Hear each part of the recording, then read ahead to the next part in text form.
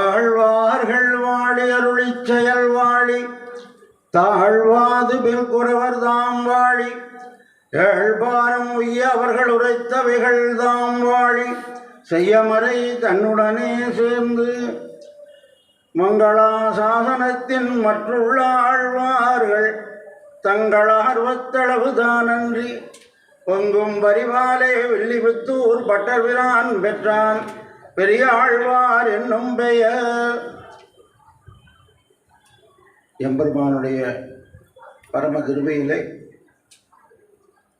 எம்பெருமானுடைய பெருமையே இத்தனை காலம் கொண்டாடி வரக்கூடிய அந்த உலகத்திலே பெருமாளுக்கு சமமாக யார் என்று சொன்னால் அவனுடைய அடியார்களையும் நென்னடும் ஒக்க வழிபட அருளினாய்வுகளும் மதில் திருவரங்கத்தானே. எல்லா திவ்ய தேசங்களுக்கு சென்றாலும் சரி, ஆங்காங்கு ஆழ்வார்களுக்கும் பெருமாளுக்கு மாதிரியே வாகனத்தை ஏழப்பண்ணி அனுபவிக்கிறது ஒரு பெரிய என்ன கேட்டம் என்று சொன்னால், தன்னுடைய குழந்தையை தான் கொண்டாடுவதை காட்டிலும் உலகம் கொண்டாடுவதை பார்த்து தாய் தந்தையர் சிறப்பிப்பார்கள். அதே மாதிரி பெருமாள் பிராட்டியாரும் ஆழ்வார் திருநகரி என்று சொன்னால் நம்மாழ்வாருக்கு கொண்டாட்டம். அப்படி ஒவ்வொரு ஆழ்வாருடைய அவதார ஸ்தலங்களிலும் ஆழ்வார்களுடைய பெருமையை கொண்டாடினாலும் எந்த இடத்திலே ஆழ்வாருடைய சிறப்பு உயர்ந்து நிற்கிறது என்று சொன்னால் எல்லா ஆழ்வார்களும் ஆழ்வார்கள் தான், இவர் ஒருத்தர் தான் பெரிய ஆழ்வார். அப்படின்னா ஏதாவது அளவு உயரத்தை வைத்தா அல்லது கணத்தை வைத்தான்னு கேட்டால் இல்லை. மற்ற ஆழ்வார்களுக்கு பரிவு இருந்தது. அந்த பரிவானது ஒரு அளவில் வந்து நின்றது. எந்த அளவில் நின்றது என்று சொன்னால், அழுவன் தொழுவன் ஆடிக்காண்பன் பாடி அலற்றுவன் தழுவல் வினையால் பக்கம் நோக்கி நாணி கவிழ்ந்திருப்பன் என்று சொன்னவர் தானும் கவிழ்ந்து இருந்துட்டார். அதற்கு மேலே எம்பெருமானுடைய குணானுபவத்திலே ஈடுபட்டார்களே தவிர எம்பெருமானுக்கு என்ன தீங்கு வருகிறதோ என்ற அந்த பாரிப்பு அவர்களுக்கு வரவில்லை. குழந்தையினுடைய அழகிலே ஈடுபட்டு அந்த அழகானது மற்றவர்களுடைய கண்ணீச்சில் பட்டுவிடுமோ என்று யாருக்கு வரும் என்று சொன்னால் பெற்ற தாய்க்கு தான் வரும். மற்றவர்களெல்லாம் குழந்தை நல்லா இருக்குன்னு சொல்லி அனுபவிப்பார்களே தவிர ஐயோ கண்ணீச்சில் பட்டு விடுமே என்று சொல்லி. எப்படி பட்டர் தெருவிலே நின்று இருக்கின்ற பொழுது அங்கே வித்வான் வந்தார், வித்வஜன கோலாகலம் வர்றார். வந்த உடனே விருது ஊதிட்டு வந்தாராம். அதை பார்த்த உடனே என்ன பண்ணார்னா எல்லாரும் அவருடைய சிறப்பை பார்த்தாங்க. ஆனால் பட்டருக்கு ஒரு கோபம் வந்ததான். என்ன கோபம் என்றால், நம்முடைய ஆழ்வான் போன்ற மகா ஞானிகள் இவ்வளவு பெரிய திருவரங்கத்திலே ஒரு சாமானியன் விருதுதி வருதா? அவன் என்ன சொல்கிறான்னா, எல்லாத்தையும் எனக்கு தெரியும்னு சொல்கிறான்னு சொல்லி விருது ஊதுறான். உடனே பல்லக்க நிறுத்தினார். தான் அங்கிருந்த ஒரு கைப்பிடி மண்ணை எடுத்தார். இது எவ்வளவுன்னு பூகோள கணக்கெல்லாம் போட்டு உலகம் அப்படி இருக்குது இப்படி இருக்குது, அந்த கணக்கு இப்படி பார்த்தா இந்த பிடிக்கு இவ்வளவு கணக்கு இருக்குது அப்படின்னு சொல்லி எவ்வளவுன்னு சொல்ல முடியல. உடனே பட்டர் சாதிச்சாராம், ஒரு கைப்பிடி மண் என்று சொல்ல முடியாத உனக்கு என்ன சர்வவிக்கன் என்ற பேர் என்று சொன்னார். உடனே அவன் பார்த்தானா, யார் பட்டரோன்னு கேட்டார். என்ன காரணம் என்றால், ஆழ்வானுடைய அதாவது பறப்பதன் குஞ்சு ஊருமோ, பறக்கருடைய குஞ்சானது அதுவும் பறக்கும். அதே மாதிரி ஆழ்வானுடைய பிள்ளையோ என்று தான் இறங்கி அந்த பல்லக்கிலே ஏழ பண்ணி அவரை பட்டரை எழுந்து பண்ணி வந்தாராம். உரத்தாண்டாள் பார்த்தாலாம், ஐயோ இந்த குழந்தைக்கு என்ன தீங்கு வருமோ என்று சொல்லி வாரி அணைத்து கொண்டு முக்காடிட்டு உள்ளே அழைச்சிட்டு போயிட்டான். என்ன காரணம் என்றால், அப்படி ஒரு சின்ன வயசுல இப்படி ஒரு ஞானமா என்று துடித்தாராகினாலே அந்த பரிவு எப்படி ஆண்டாளுக்கு உரத்தாண்டாளுக்கு வந்ததோ அதே மாதிரி நம்முடைய ஆழ்வாரும் எம்பெருமானிடத்திலே ஒவ்வொருவரும் ஒவ்வொரு விதமான கருணையை கேட்டார்கள். ஆனால் அந்த கருணையை பெற்றார்களா என்று சொன்னால் பெற்றும் ஆனந்தப்பட்டவர்களும் உண்டு, பெறாமலே கடைசியில் வந்து எம்பெருமானுடைய மயவரம் அதிநலம் அருளப்பட்ட அந்த வைகுண்டத்தில் சென்று அனுபவித்தவர்களும் உண்டு. எல்லா ஆழ்வார்களுக்கும் அந்த குணமானது இருந்தது. பெரிய ஆழ்வார் என்று சொல்லக்கூடிய விஷ்ணு சித்தர், இப்போ பெரிய ஆழ்வாரில் விஷ்ணு சித்தர், இவருக்கு என்ன வந்தது என்று சொன்னால், எம்பெருமான் எல்லோரையும் ஆழ்வார்களாக பார்த்தார். இவர் ஒருவரை மட்டும் பெரிய ஆழ்வாராக பார்க்கணும்னு எம்பெருமான் பாரித்தான். அதற்காக என்ன செய்தான் என்றால், தனக்கு சமமாக ஆக்கி கொள்ள வேணும் என்று முடிவு பண்ணார். தன்னை விட உயர்வாக கூட ஆக்கணும்னு நினைச்சார். என்ன காரணம்னா, பின்னாடி நாம் இருக்கக்கூடிய அவ்வளோ பேர்த்துக்கும் தெரியும். அதாவது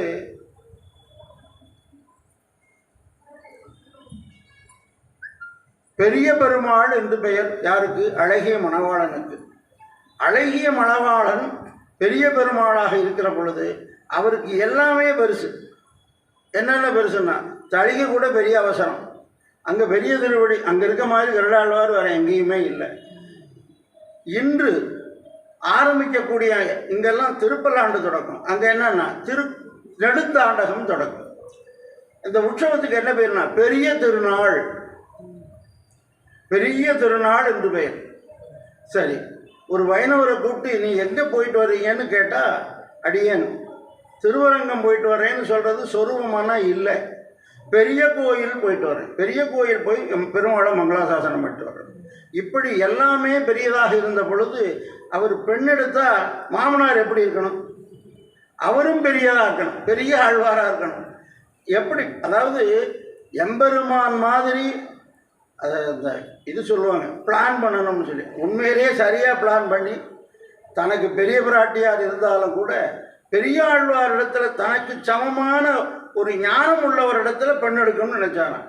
அப்போ அவரை உயர்த்த வேணும் என்று சொன்னால் எங்கே ஆரம்பிக்கிறார்னா, ஒரு தெருவிலே வரக்கூடிய ஒரு பிராமணோத்தமர், அவர் அப்படியே தெருவில் போகிறார், ஒரு திண்ணையை கொண்டார், படுத்துட்டார். உடனே வல்லப தேவ பாண்டியன், அந்த காலத்தில் அரசு எப்படி இருந்திருக்குன்னு பார்க்கணும், இரவிலே சென்று என்ன நடக்குதுன்னு சொல்லி, அரசனுக்கு எது கண்ணு என்று சொன்னால் காது தானோ, நேரில் பார்க்கறது இல்லை, காதாலே கேட்டு தெரிந்து கொள்வானோ.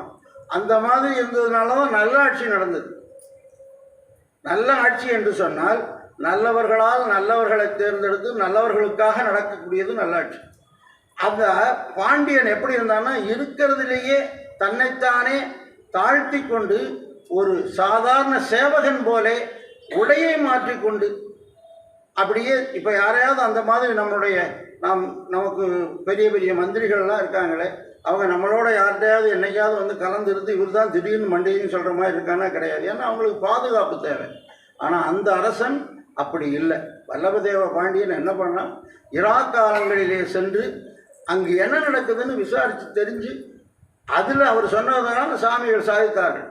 அப்போ இப்போ நம்மெல்லாம் விறகு சேர்த்து வைக்கணும்னு சொன்னால், இல்லை சிலிண்டர் தான் அடிஷனலாக ஒன்று வாங்கி வைக்கணும்னு. மழை காலம் வருதுன்னா அடிஷனலாக. அப்போ மறுபிறப்பு இல்லாமல் இருக்கக்கூடிய இந்த பிறப்பை அறுப்பதற்குரிய ஞானத்தை எங்கே பெறுவதுங்கிறது நம்முடைய சம்பிரதாயத்திலேயே ஒரே வழி சரணாகதி. இந்த சரணாகதி எங்கே கிடைக்கிறது என்றால் ஆச்சாரியனிடத்தில். ஆச்சாரியன் என்ன சொல்கிறான்னா, திருமந்திரம், பெரிய திருமந்திரம், துவயம், சரமஸ்லோகம். இந்த ஆச்சாரியனுக்கெல்லாம் இந்த பெரிய திருமந்திரம் இருக்குது. இதுக்கு எது முதல் எழுத்தாக இருக்குன்னா பிரணவம். அப்போ நாம் வைஷ்ணவத்திலே முதலிலே நாம் எதை சொல்கிறோன்னா, பெரிய திருமந்திரத்திலே பிரணவத்தை சொல்லித்தான் எல்லாம் சொல்லணும். தோப்புசாமி அடிக்கிறதுக்காக சொல்லுவார். மற்ற தேவதாந்தரங்களுடைய அந்த மூல மந்திரத்தில் எல்லாமே பிரணவத்தை சேர்த்தால் கணக்கு வராது. ஆனால் அஷ்டாட்சரத்தில் மட்டும்தான் எது பரபிரம்மமோ அதுக்கு மட்டும்தான் பிரணவம் சேர்த்தால் நாராயணாய வரும். அப்போ எது பிரணவத்தை சேரப்படுகிறதோ அதைத்தான் பார்த்தாராம். என்ன பண்ணார்னா, தான் கையை காட்டினாராம். களை எடுக்கக்கூடிய எனக்கு எந்த ஞானம் இருக்குது, புஷ்பகைங்கிரியம் தவிர வேறு எனக்கு தெரியாது என்று சொல்ல பெருமாள் கனவுல சொன்னாராம். அப்போ புஷ்பகைங்கிரியம் பண்ணுறது மட்டும் நீ பண்ணுறியா? அதுவும் நான் தானே பண்ணிக்கிறேன். உடனே நீ என்ன செய்யணும் தெரியுமா? பாண்டியனுடைய அவையில் சென்று பரத்துவத்தை நிர்ணயம் பண்ண சொன்னார். இப்போ நம்மக்கிட்ட உள்ள ஒரு குறை என்ன என்று சொன்னால், பாகவதர்கள் அவ்வளவு பேரும் சமாசனம் பண்ணி ஒரு திடமான நெஞ்சோடு தான் இருக்கும், அதில் எல்லாம் குறைவில்லை. ஆனால் பரத்துவத்தில் மட்டும் நமக்கு ஒரு முழு நம்பிக்கை வர்றதில்லை. ஏன் வர்றதில்லை அப்படின்னா, முழுமையாக தெரிஞ்சுக்கலை. அதுக்காகத்தான் இந்த மாதிரி சம்பிரதாயமான விழாக்கள் நடைபெற வேண்டும். உலகத்திலேயே பரதத்துவ நிர்ணயம் என்று நடைபெறக்கூடிய ஒரே திவ்ய தேசம் இங்கே மட்டும்தான். அதனால தான் அடியன் ஆசைப்பட்டு பல முறை எல்லாத்தையும் விண்ணப்பம் பண்ணி நம்முடைய தோள் கொடுப்பார்னா தோள் கொடுத்தது நம்முடைய முகுந்தாச்சாரிய சுவாமி, இன்றைக்கு நம்முடைய பாலாஜி பட்டசாமி. அடியனே இப்போ தாமதமாக தான் வந்தேன். எப்படி இந்த இதையே அவர்களே எடுத்து நடத்தணும். அந்த அளவுக்கு வந்துட்டால் இது பத்தாது. உலகம் பூரா அவங்க சபையினுடைய பெயரை அகில பாரத ஸ்ரீ வைஷ்ணவ சபை. ஆனால் அந்த அளவுக்கு உலகம் முழுவதும் இந்த நாளை கொண்டாட வேண்டும். ஏன்னா திருப்பல்லாண்டு தொடக்கம் இங்கே தான் முதலிலே அந்த சத்குரு சமாஜியமா, அதாவது டிவிஎஸ் கம்பெனி அவங்களுடைய அந்த திருமண மண்டபத்தில் ராஜம் ஆடிட்டோரியத்தில் ஐம்பெரும் விழான்னு ஒன்று நடந்தது. அதில் ஒரு விழா தான் நம்முடைய தங்க கருடனை சமர்ப்பிக்கிறதுங்கிறது. அந்த தங்க கருடன் சமர்ப்பிக்கக்கூடிய அந்த விழா இருக்கு, அதற்கு தமிழ்நாட்டில் இருக்கக்கூடிய அத்தனை ஜீயர்களும் எழுந்திருந்தார்கள். அத்தனை உபன்யாசகர்களும்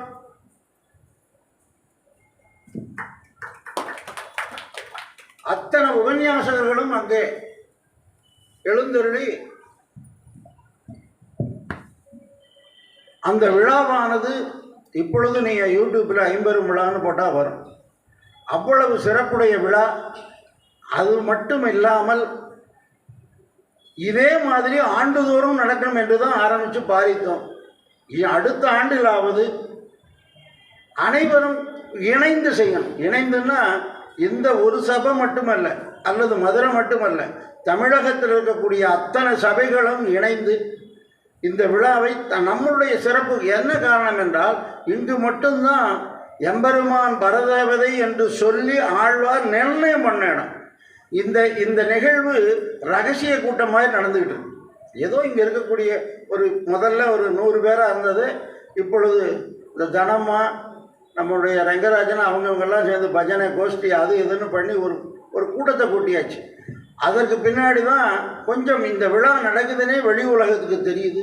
தொடர்ந்து இது நடைபெற வேண்டும்னா என்ன காரணம் என்றால் இது பெரிய பெருமாளுக்கு உகப்பு மட்டுமல்ல, நம்முடைய குலழகர் நம்முடைய சுந்தரராஜ பெருமாள் இருக்காரு, அவருக்கு அதுதான் விழா. என்ன காரணம் என்றால் பெருமாளே தானே சென்று அந்த இடத்துல கிளி இருக்கிறார். இந்த கிளின்னா அங்கே ஏதாவது கிளியை பிடிச்சி வச்சுருக்காங்களான்னா, பொற்கிளி என்பது ஒரு ஏராளமான பொருள் செல்வத்தை ரத்தனங்கள் அத்தனையும் குவித்து ஒரு கல் தூணில் கட்டி வைத்தார்கள். பல்லவ தேவபாண்டியன் சாதாரணமாக பண்ணலை. அது எவ்வளவு செல்வம் என்று சொன்னால் யாராவது கணக்கு கேட்டால் ஒரு ராஜகோபுரம் ஸ்ரீவில்லிபுத்தூரில் கட்டுற அளவுக்கு அந்த செல்வம் இருந்திருக்கு. கொஞ்சம் நெஞ்சம் இல்லை, அவ்வளவும் அதில் கட்டினார். ஏனென்று கேட்டால் அன்றைக்கு அரசாங்கத்தில் ஒரு சிறு தவறு கூட நடக்கலை. வரி கொடுக்குறவங்க அவங்களா கொடுத்தாங்க, சேமித்ததை ஒழுங்காக கொடுத்தாங்க, சேமித்து வச்சதை ஒழுங்காக செலவு பண்ணாங்க. அப்போ அது தவிர தர்மங்கள் நிறையா நடந்தது. இன்றைக்கி தர்மங்கள்ங்கிறது எங்கே நடக்குதுன்னு கேட்டால் ஏதோ அவர்களாக 2 ஃபோட்டோ எடுத்து 4 பேர்த்துக்கு வேஷ்டி சேலை கொடுத்தா அதை தர்மம்னு நினச்சிக்கிறாங்க. பலவிதமான தர்மங்கள் நிலைத்து இருந்தாலது இந்த உலகமானது தர்மத்தின் வழியில் செல்லாது. ஒரு திருடன் ஒரு கிராமத்துக்குள்ளே புகுந்துட்டு அந்த காலத்தில் என்ன செய்வாங்கன்னா அங்கே எரியக்கூடிய வெளிச்சத்தை அணைச்சிடுவோம். ஏன்னா சுலபமாக திருடிட்டு போகலாமே. இன்று நாம் படக்கூடிய அவஸ்தை என்ன என்று சொன்னால், நம்முடைய பாரம்பரியமாக இருக்கக்கூடிய சனாதனம் என்று சொல்லக்கூடிய, அதாவது பிடித்தார் பிடித்தார் பிடித்தார் என்று சொல்லி அப்படியே பாரம்பரியமாக உள்ளது. அடியேன்னு சொல்லியா தெரிய போகுது. அடியனுக்கு முன்னாடி தோப்புசாமி சொன்னான், அதுக்கு முன்னாடி அரங்கராஜன் சாமி சாதிச்சார். அப்படியே பாரம்பரியமாக என்ன சொல்லிகிட்டு இருக்கோம், இதே பல்லாண்டு தான். இது எப்படி என்று சொன்னால், அப்படியே எந்தை தந்தை தந்தை தந்தைக்கும் முந்தை என்று சொன்னார்களே, அப்படி அனுபவித்து வரக்கூடியதை எங்கேயாவது ஒரு இடத்துல தொய்வு ஏற்பட்டது என்று சொன்னால் அடுத்த தலைமுறைக்கு தெரியாமல் போயிடும்.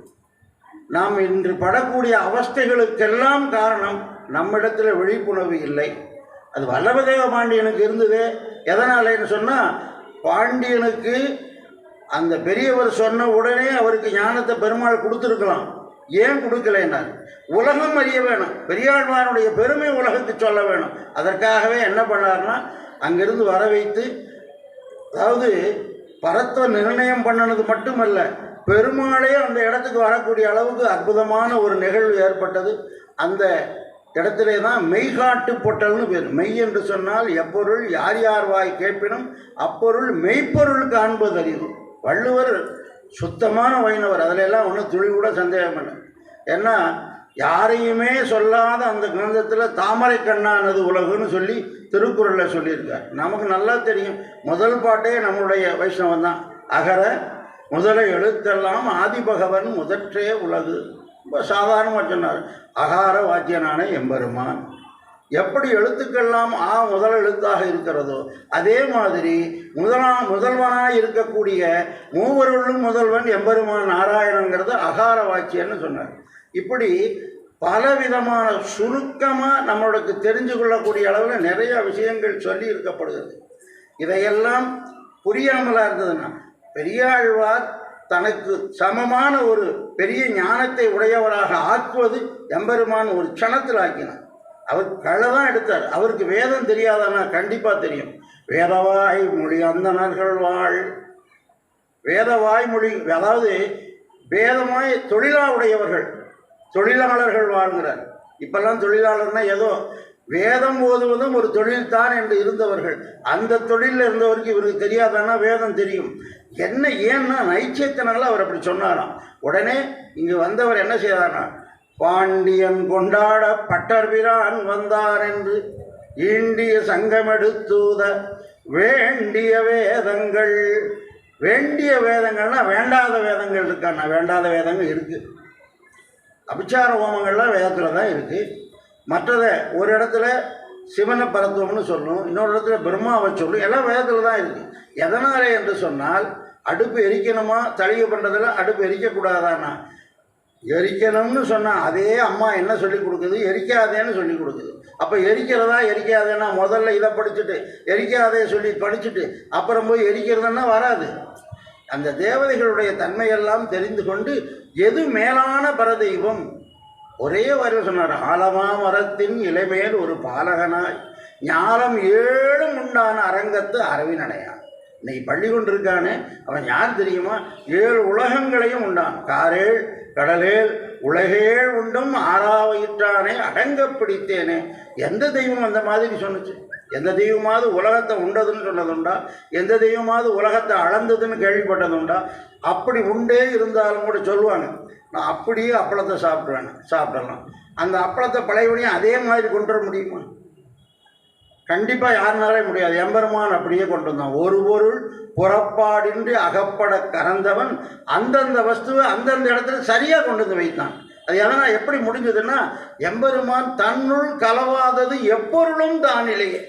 அது பிரம்மருத்தாதி தேவர்கள் உட்பட அத்தனை வஸ்துக்களும் தனக்குள்ளே கலந்துருக்கு. கறந்து சிறிடந்தரும் இடந்திகள் பொருள் தரும் கறந்து எங்கும் பரந்துடன் உளன் சுடர்மிகு சுருதியில் உளனே. இது எப்படி தெரியும்னா, அதுதான் வேதம். அந்த வேதம் தான் நமக்கு சனாதனம். வேதத்தை கொண்டாட வேண்டும். வேதத்தை அனுசந்தானத்திலே கொண்டிருக்கக்கூடிய அந்த உத்தமர்களை நாம் பாதுகாக்க வேண்டும். நமக்கு என்னன்னு எல்லாம் விட்டோம். அவர்கள் பூரா அமெரிக்கா போயிட்டாங்க. யாரோ திட்டுறாங்க, நமக்கு என்னன்னு இருந்தோம். இதே நாட்டில் தான் என்னென்ன நடந்தது? எக்யோ வீதத்தை கழட்டி போட்டாங்க, சிகையை கட்டி போட்டாங்க. அன்றைக்கெல்லாம் நாம் யாரும் கண்டுக்காமல் விட்டதனுடைய பயன் இன்னைக்கு என்ன ஆயிடுச்சுன்னா, இங்கே இன்னும் கொஞ்ச நாளில் வைதிக காரியத்துக்கு ஆள் பிடிக்கிறதே கஷ்டமாயிடும். ஏன்னா நாம் அவர்களை போற்ற வேண்டும். போற்றாதனுடைய பயன் வேதம் ஒழிஞ்சதுன்னு சொன்னால், மழை இல்லை என்று சொன்னால் மழை பெய்யாதுன்னா, இல்லையே பெய்யுதுன்னா, இந்த தீங்கின்றி நாடெல்லாம் பெஞ்ச மழையா தீமையான மழையாகி போச்சு. அவரவர்கள் ரோட்டில் போட்டு ஓட்டிகிட்டு இருக்காங்க. இதுக்கெல்லாம் என்ன காரணம் என்று நினைத்தீர்கள் என்று சொன்னால், எம்பெருமானுடைய திருக்குணங்கள் அங்கே இருக்கக்கூடிய திருவல்லிக்கேணி பார்த்தசாரதி பெருமாள் இருக்காரே, அவருடைய திருக்குணங்கள் பரப்ப வேண்டிய இடத்துல என்னென்னா, அடியன் அரசியலாக எதையுமே சொல்லலை. இந்த உலகமானது திருந்த வேண்டும் என்று சொன்னால் ஆன்மீக வழி தவிர வேறு வழியே இல்லை. இதை நமக்கு காட்டி கொடுப்பதற்காகவே எம்பெருமான் பெரியாழ்வாரை கொண்டு நானே பரதத்துவம் எங்கே சொன்னார்? திருக்கட்சி நம்பிகளிடத்தில் ராமானுஜருடைய சந்தேகத்தை சொல்லுகிற பொழுது நானே பரதத்துவம் என்று சொன்னார். அதே பெருமாள் தேவராஜ பெருமாள் சொன்னார். இங்கே என்ன பண்ணார்? கிளியை அறுக்கின்ற பொழுது அதுவே தானாக வளைஞ்சு கொடுக்க வச்சது யார் என்றால் அதே பெருமாள் தான். சரி, அதோடு விடலை. அதாவது கருடவாகனம் நிற்க சேட்டைதன் மடியகத்து செல்வம் பார்த்திருக்கின்றேன்.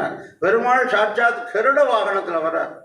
நான் எந்த தெய்வத்தையும் குறைஞ்சி சொல்லலை. என்ன காரணம்னா எல்லாருமே நம்ம கூட்டணியில் உள்ளவங்க தான். எந்த தெய்வமும் இல்லாமல் எம்பெருமான் மட்டும் தனியாக இருக்கான்னு சொல்கிறது நம்முடைய சம்பிரதாயம் இல்லை. எல்லா தெய்வங்களும் இருக்குது. நாட்டினான் தெய்வமெங்கும் நல்லதோர் அருள் தன்னாலே காட்டினான் திருவரங்கம். எல்லா தெய்வத்தையும் நாட்டியிருக்கான். எதற்காக என்று சொன்னால் அந்தந்த தெய்வங்களுக்குரிய ஞானத்தை கொடுத்து அந்தந்த காரியத்தை. தமிழ்நாட்டில் ஒரே முதல்வர் மட்டுமே எல்லாம் செய்கிறதில்ல. அப்போ யார் செய்கிறார்? துணை முதல்வர் இருக்கார், மற்ற மந்திரிகள் இருக்காங்க, எம்எல்ஏ இருக்காங்க, கலெக்டர் இருக்கார், நமக்கு தேவையான பக்கத்தில் விஓவரில் இருக்கார். இவங்கெல்லாம் யாருன்னு சொன்னால் எல்லாருமே அரசு நிர்வாகிகள் தான். அப்போ இவங்க நம்ம ஊர் கலெக்டருக்கு வேலை இல்லை, அவர் தான் பெரியவர்னு சொன்னால் அவரே ஒத்துக்க மாட்டார். எல்லாம் அந்தந்த. ஆனால் எது பரதேவதை என்று சொல்லுகிற பொழுது ஸ்ரீமன் நாராயணன் ஒருவனே ஏகோவை நாராயணாசித்துன்னு சொன்னால் எம்பெருமானை தவிர ஒன்றும் தேவும் உலகம் உயிரும் மற்றும் யாதுமில்லா அன்று நான்முகன் தன்னோடு தேவருலகோடு உயிர் படைத்தான். படைப்பதற்கு சாமி ரொம்ப அற்புதமாக சொன்னார். எந்த சகாரியும் கூப்பிடல, தானே படைத்தான். எப்படின்னா ஒரு சிலந்தி இருக்குது, அது தன்னுடைய நாவிலே அப்படியே வலை பின்னுது. கடலானது யார் போய் தள்ளி விட்டால் அலை அடிக்கிறதுக்கு? அதுவே அடிக்கிறது. தன்னுள்ளே திரைத்தெழுந்து அரங்கடனீங்கிறார். எம்பெருமான் தானாகவே எல்லாம் செய்ய வல்லவன். மற்றவர்கள் அப்படி இல்லை. அதாவது அத்தனை தெய்வங்களையும் எம்பெருமான் தானே படைத்து அழித்து காக்கக்கூடியவன். தெய்வங்களுக்கு குற்றமில்லை. அந்தந்த தெய்வங்களும் அவரவர் தாம் அறிந்தவாறேத்தி இவர் விஷை என்று சொல்லி சுவர்மிசை சாத்தியும் வைத்தும் தொழுவர் உலகளந்த மூர்த்தி குருவே முதல்ல நமக்கு அந்த நம்பிக்கை வந்து சில்லற தேவதைகளிடத்தில் போய் அதை கேட்டால் கிடைக்கும், இது வேணால் கிடைக்கும்னா, அதாவது சில்லறை கூட இப்போ கிடைக்க மாட்டேங்குது கண்டக்டர்கிட்ட. அப்புறம் எங்கே தேவதைகள் கொடுக்குறது? ஒன்றும் கொடுக்காது. ஏன் அப்போ என்னத்துக்கு இருக்குன்னா இந்த தெய்வங்களை எம்பெருமான் நாட்டி வைப்பதற்கு அவரவர் தாம் அறிந்தவாறு. ஞானம் எவ்வளோ இருக்கோ அவ்வளோதான். எல்கேஜி ஸ்கூலே இருக்கக்கூடாது, ப்ரீகேஜி இருக்கக்கூடாது, எலிமெண்ட்ரி ஸ்கூல் இருக்கக்கூடாது, ஐஏஎஸ் கோச்சிங் கிளாஸ் மட்டும் இருக்கணும்னா யார் படிப்பா? பல ஜென்மங்களிலே நாத்தியவாதம் பேசினவர்கள் அடுத்த ஜென்மத்தில் தெய்வம் உண்டுங்கிற நம்பிக்கை வரும். இப்படி யாராவது நாம் பொறுமையாக இருக்கிறதுக்கு இந்த நாத்தியத்தை கண்டு பயப்படுறதில்லை. இவர்களெல்லாம் நாளைக்கு ஒரு நாள் பாகவதராக ஆவார்கள், கண்டிப்பாக ஆவார்கள். அதிலெல்லாம் ஒன்றும் ஏன்னா எம்பெருமான் அதாவது பார்த்தான், அப்படி நெடுநோக்கு கொண்டானான். அப்படி பார்த்தவொழுதே என்ன ஆச்சுன்னா நெருஞ்சியை புல்லாக்கிறவன் நினைத்தால் ஆகாது ஒன்றிலே நெருஞ்சி புல்லாக்கினான். எப்படின்னா பிருந்தாவனத்தில் அப்படி திரும்பி பார்த்தாராம், அவ்வளவு புல்லா மாறிச்சு. அப்போ ஏன் இப்போ பண்ண மாட்டேங்கிறார் என்று சொன்னார். அது எம்பெருமான் நேராக இருந்த பொழுது அவர் கடாட்சம் பெற்றது. இவர்கள் அக்தி இல்லாமையினாலே இழந்தார்களாகினாலே இவர்களுக்கும் ஞானம் வர வேணும். இந்த விழாவானது ஞானத்தை உலகிற்கு சொல்லுவதற்காக ஏற்படுத்தக்கூடிய விழா. இது தொடர்ந்து நடைபெற வேண்டும். அது மட்டுமல்ல, அதாவது பெரியாழ்வாருடைய பிள்ளை பெண் பிள்ளை. பெரியாழ்வார் பிராட்டியாக வந்தவள், அவரும் அதே வேலை செஞ்சார். பல்லாண்டு பல்லாண்டு பல்லாயிரத்தாண்டு பல கோடி 100 1000 என்று சொல்லி, அதாவது தேவ கணக்கு மனித கணக்கு அத்தனை கணக்கிலையும் சேர்த்து முடித்தாராகினாலே அப்பேற்பட்ட திருப்பல்லாண்டு தொடக்க நன்னாள் ஆண்டுதோறும் நடைபெற வேண்டும் என்பது மட்டுமல்ல, அடுத்த ஆண்டிலே அவரவர்கள் ஒரு குறைந்தது 10 நபர்களையாவது அழைச்சிட்டு அற்புதமான இந்த விழாவிலே சபைக்கு நடக்கிறது மட்டுமில்லை, பெருமாளாக சேவிக்க சொல்லுங்கள். பெருமாள் சேவித்தாலே ஆனந்தம்தான்.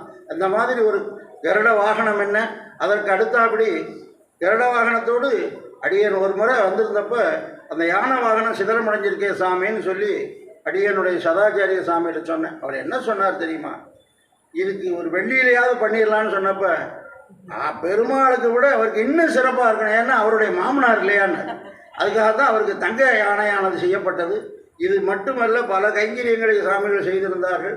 அவர்களுக்கு பல்லாண்டு பாடி இந்த சபை அகில பாரத ஸ்ரீ வைஷ்ணவ சபையானது நமக்கு இங்கே தொடர்ந்து நடைபெறக்கூடிய உபன்யாசங்கள் என்ன, பாலாஜி பட்டசாமி ஒவ்வொரு வாரமும் இங்கே அற்புதமாக உபன்யாசங்களை செய்து வருகிறார். அடியனுக்கு தான் அன்வயிக்கிறதுக்கு காலம் இல்லாத பொழுது அவர்கள் தொடர்ந்து செய்து வர வேண்டும் என்று பிரவர்த்தி செய்து கொண்டு இப்பேற்பட்ட வாய்ப்பை நமக்கு கூடுதலாளர்கள் தான் வழங்கியிருக்கார். ஏன்னா அதாவது பிள்ளைகளுக்கு முதல்ல கொடுக்குமா, நாளைக்கு சாமி பெருமாளுக்கு ஏழப்போறா, இன்றைக்கி நாமெல்லாம் இங்கே வந்து உட்காந்துருக்கோம். இப்பேற்பட்ட வாய்ப்பை நின்னோடும் ஒக்க அருளினாய் என்று சொல்லி அருளக்கூடிய எம்பெருமான் குடலழகருக்கும் மற்றும் இந்த இடத்துல பல ஆண்டுகளாக அரங்கராஜன் கோஷ்டின்னு தான் பேர், அவருடைய கோஷ்டிகளை வளர்த்துவிட்டு அவருடைய நினைவாகவே இருக்கக்கூடிய முகுந்தராஜன் சாமிகள், அவர் என்ன கண்ணை மூடிட்டு அவர் என்ன சொல்லுவாரோ அதை அப்படியே சொல்கிற அளவுக்கு சாமிகளுக்கு ஒரு வாய்ப்பு. அவர்களுக்கும் பல்லாண்டு பாடி அடியோமோடும் நின்னோடும் பிரிவின்றி 1000 பல்லாண்டு என்று அடியனுடைய சிற்றுரையை முடித்துக் கொள்கிறேன். ஆழ்வார் எம்பெருமானார் திருவள்ளுவர்.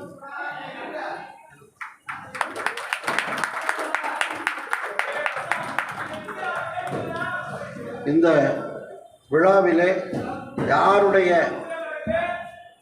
உழைப்பு என்று சொன்னால் எல்லாரும் மற்றவர்கள் செய்து உபன்யாசகரை கூப்பிடுவாங்க. 2 உபன்யாசகர்கள் தான் முழு பொறுப்பு எடுத்து செஞ்சுருக்காங்க.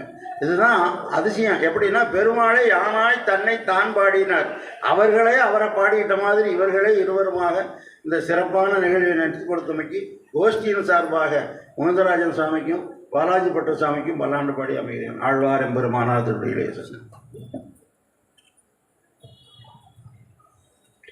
இதுகாரம் இங்கெல்லாம் இவ்வளவு பொறுமையாக இந்த பரதத்துவ நிர்ணய விழாவில் இருந்து உபன்யாசத்தை அனுபவிச்சிங்க. ஒவ்வொரு வருஷமும் இது நடைபெறணுங்கிறத ஆசை. ஏன்னா ஏதோ ஒரு மதுரைக்கு உள்ள சிறப்பு என்னங்கிறதே பல பேருக்கு தெரியலை. இந்த திருப்பல்லாண்டு தொடங்கிய இடம் இங்கே. அதனால தான் அடிக்கடி என் உபன்யாசத்தில் தெரிவிக்கிறது, வெளியூர்களில் போகும்போது எங்கள் ஊரை விட்டுட்டு நீ கோஷ்டி சேவகாலமே ஆரம்பிக்க முடியாது, முடிக்கவும் முடியாதுன்னு. என்ன எங்கள் பெருமாள் திருப்பல்லாண்டு தொடங்காமல் நீ கோஷ்டி நடத்துவியா? சாத்து முறையிலும் திருப்பல்லாண்டு தான். அதனால் எங்கள் பெருமாளை நீ விடவே முடியாது. உனக்கு முன்னாடி வந்து எங்கள் நின்றுடுவார் அவர் அப்படிமா. அது மாதிரி இருக்கக்கூடியது. அப்படிப்பட்ட ஒரு பல்லாண்டு திரு அவதாரம் பண்ண இந்த மதுரை மாநகரம், அந்த அவதாரம் பண்ண நாள் வந்து அவ்வளவு சிறப்பித்து கொண்டாடப்பட வேண்டிய நாள். இந்த நாளை வந்து நாம் ஏதோ ஆரம்பித்து செய்துட்டு இருக்கோம். சுவாமி தான் அதுக்கு பெரும் முயற்சி எடுத்து முன்னோடியாக முதல்ல தொடங்கினார். அடியேனும் அவங்க பாலாஜி பட்ட சுவாமி பின்னாடி தொடர்ந்து செய்கிறோம். சுவாமி கேட்டுன மாதிரி அதிகமான வந்து பாகவத உத்தமர்கள் எல்லாரும் வந்து கேட்கணும். அப்போ தான் அந்த பெருமையை தெரியும். ஏன்னா மதுரை மாநகரம் கூடல் மாநகரங்கிறது சாதாரணமாக இல்லை, 2000 வருஷத்துக்கு பழமையானது. இன்றைக்கி இன்னும் ரோம் நாடு ரோம்னு சொல்கிறோமே, அதை விட பழமையான நாடு இது நம்மளுடைய மதுரை மாநகரம். இந்த ஊரில் வசிக்கிறோம், அதுலேயும் கூடலழகருடைய திருவடி வாரத்தில் வசிக்கிறோம். இந்த கூடலழகருக்கு ஒரு தனிப்பட்ட பெருமை. எப்படி திருவரங்கத்தில் 2 பக்கமும் காவேரி, 2 பக்கம் வடதிருக்காவேரி தென்திருக்காவேரியாக ஓடுறதோ அது மாதிரி இந்த பக்கம் ஒரு பக்கம் வைகை நதியும் இப்போ இருக்கக்கூடிய கிருத்தமாலா நதிக்கு நடுவில் இருந்தது. இந்த ஊருக்கு பேர் என்னென்னா இருந்தையூர்னு பேர். சங்க பாடல்களில் இது காட்சி. இருந்தையூரில் இருந்திருக்கக்கூடிய இந்த மாயவனையும் காண்பித்திருக்கிறார். இந்த ஊருக்கு பேர் அப்படிப்பட்ட பேர் இது. அதனால் இப்படிப்பட்ட இந்த ஊரில் நாம் வாசம் பண்ணுறது, இந்த பெருமானுடைய திருவடி வாரத்தில் இருக்கிறது, இதில் கைங்கரியம் பண்ணுறதெல்லாம் ஒரு உயர்ந்தது. அதை வந்து நான் ஒவ்வொரு வருஷமும் சிறப்பாக கொண்டாடணும், மேலும் மேலும் வளரணும்னு சொல்லி அடியேன் பிரார்த்திச்சுக்கிறேன். அப்புறம் பாகவதர்களுக்கு வழக்கம் போல் இந்த வர ஞாயிற்றுக்கிழமை 17/12 அன்றைக்கி மார்கழி 1 அன்றைக்கி இந்த வருஷமும் அடியனுடைய உபன்யாசம் கோவிலில் ஏற்பாடாகிருக்கு. எல்லோரும் வந்து கலந்துக்கணும். அதுக்கு வேணுங்கிற வாட்ஸ்அப் மெசேஜெல்லாம் அனுப்புகிறோம். இந்த வருஷம் ஒரு சின்ன மாற்றத்துக்கு முயற்சி பண்ணிட்டு இருக்கோம். அதாவது சாயங்கால வேளையில் வைக்கலாமான்னு சொல்லி ஒரு யோஜனையில் இருக்கும். அது நேரங்கள் இதெல்லாம் வந்து உங்களுக்கெல்லாம் தெரிவிக்கிறோம். அதனால் வந்து எல்லோரும் கேட்கணும். எவ்வளவுக்கு எவ்வளோ கேட்குறோமோ அப்போ தான் வந்து நம்ம இதெல்லாம் உறுதிப்படும். ஏதோ இருந்தோன்னு வீட்டில் உட்காந்து வாட்ஸ்அப்பில் கேட்டேன் அதில் கேட்டேங்கிறதெல்லாம் விட நேரில் வந்து கேட்கறது இருக்குது. என்ன இருந்தாலும் காலக்ஷேபங்கள் எதுவாக இருந்தாலும் நேருக்கு நேர் கேட்குறதுனுடைய அனுபவமே தனி. ஏன்னா அடியன் அனுபவிச்சதுனால சொல்கிறேன். சுவாமி வந்து அரங்கராஜ சுவாமிகிட்ட காலக்ஷேபம் ஏகாந்தமாக கேட்கும் போது அவர் மாட்டு கண்ணை மூடிட்டு பல விஷயங்கள் கிரந்தத்தில் இல்லாத விஷயங்களெல்லாம் சொல்லிட்டு போவார். அது கேட்குற போது தான் அதனோட அனுபவம் கிடைக்கும். அதெல்லாம் இதில் ஸ்டீரியோ டைப்பாக ரெக்கார்டிங்லலாம் வராது. அதனால் எல்லோரும் வந்து கேட்கணும், அனுபவிக்கணும் வியாக்கியானங்கள்னு சொல்லி அடியன் பிரார்த்தித்து ஒரு கொஞ்சம் பஜனை பாடுகளை அவர்கள் பாடட்டும், நாமும் சேர்ந்து அனுபவிப்போமா. ஆழ்வார் எம்பெருமானார் திருவள்ளுடைய சரணம். பாடிப்பறை கொண்டுன்னு சொல்லி நம்முடைய நாச்சியார் கூறியபடி எம்பெருமானை அடைவதற்கு சிரவணம், கீர்த்தனம் இதெல்லாம் இங்கே இப்பொழுது நம்முடைய பூங்காவனம் மற்றும் கோவில்பட்டியிலிருந்து தனமம்மா வந்திருக்காங்க. இவர்கள் எல்லோருமே எல்லா கிராமங்கள்லேயும் சென்று சென்று நிறைய பஜனை பண்ணுறாங்க. நம்முடைய சம்பிரதாயம் வளர வேண்டும் என்று சொன்னால் மீண்டும் நாம் அரிச்சுவடியிலிருந்து ஆரம்பிக்க வேண்டும். ஏன்னா இப்போ ஒரு பாட்டு பாடுறோம்னு சொன்னால் அது மட்டும் வேறு எதுவுமே இல்லை, பரத்துவத்தை தான் அவங்களும் சொல்கிறாங்க. ஒரு சந்தர்ப்பத்தில் ஒரு பாசுரத்தை சொன்னாங்க, அறிந்தேன் அறிந்தேன் அறிந்தேன். 1 மணி நேரம் காலத்தில் நாம் சொல்லி புரிய வைக்க வேண்டியதை சாதாரணமாக ஒரு வரி பாடல்லையே சொல்லி புரிய வைத்தார் எம்ஏ வேங்கடகிருஷ்ணன், அதாவது வேங்கட வரதன். என்ன செஞ்சான்னா, இனி அறிந்தேன் ஈசர்க்கும் நான்முகர்க்கும் தெய்வம் இனி அறிந்தேன் அறிந்தேன் அறிந்தேன். இது எவ்வளவு சுலபமாக புரியுதுன்னா இது பாடலுக்கு மட்டும்தான் முடியும். அப்பேற்பட்ட பாக்கு நமக்காக சுவாமிகள் வந்திருக்காங்க. இப்போ ஆரம்பிக்க போகிறோம். இன்னொரு விண்ணப்பம், இன்று நடைபெற்ற நிகழ்ச்சி முழுவதுமே விளாஞ்சோல பிள்ளை தோப்பு சுவாமி விளாஞ்சோல பிள்ளைன்னு ஒரு சின்ன யூடியூப் ஆரம்பித்து போயிட்டுருக்கு. அதில் உங்களுக்கு எல்லாம் கிடைக்கும். பாலாஜி சாமியோட அனுமதியோடு இதை அப்படியே ஒளிபரப்பலாம்னு இருக்கோம். அது ஏன்னு கேட்டால் இன்றைக்கு உலகம் எப்படி இருக்குன்னா எல்லாம் கையில் அடக்கும், இவ்வளவு தான் நிற்கிது. இருந்தாலும் நாம் நல்ல விஷயங்களை அதில் கொண்டு போய் சேர்க்கணுங்கிறதுக்காக தான் அதையும் ஆரம்பித்து தொடர்ந்து போயிட்டுருக்கு. ஆழ்வார் எம்பெருமானார் திருவள்ளுடைய சரணம்.